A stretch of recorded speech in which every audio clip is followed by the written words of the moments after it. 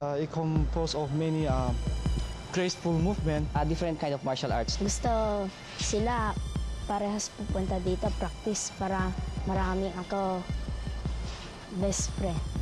The forms, the styles. Well, wala tayo ngayon sa shooting ng isang Chinese movie. Dahil narito tayo ngayon sa larong Wushu, ang pinagsama-samang Chinese traditional martial arts.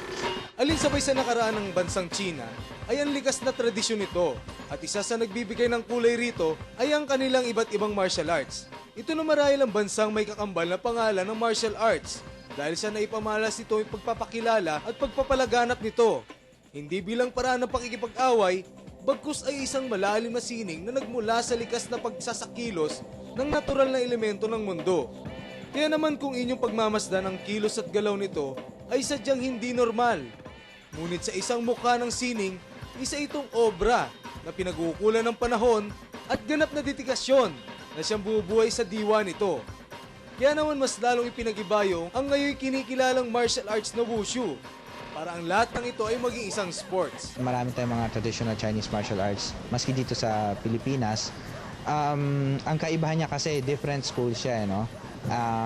So yung competition nila, hindi mo pwedeng masabi na yung tiger style mas magaling sa eagle claw or something parang ganon. Kasi that's why ginawa nung sa China, minodernize nila, kinombine nila lahat ng different styles, ginawa nila, sinama nila ito sa form ng Wushu. At ginawa nila yung mga movements, hindi siya ganun ka-deadly o ano, ginawa niyang as a sport. Sadyang pinagtibay na ang paraan ng martial arts na Wushu na nagpapakita ng akmang kilos at galaw na sadyang kaaya-aya at kalugod-lugod na pagmasdan.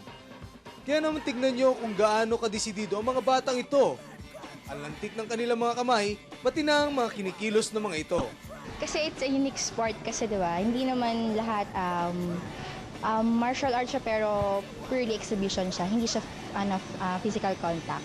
Kakaiba siya. Parang hindi naman lahat nakakapag the usual volleyball. Parang ito kakaiba, parang hirang babae yung gumagawa. Yung action niya mabilis, tsaka maganda ang gawa niya. Ang larong Wushu, hinug sa panahon, binago ng naayon sa takbo ng sitwasyon at mas lalong ipinag-ibayo ng mga kabataang naniniwala at nananalig sa sports na Wushu. Mula rito sa Chinatown, kasama ko si Chunli ng Wushu. Ito po si Paul Mendinueto para sa Sports Tayo!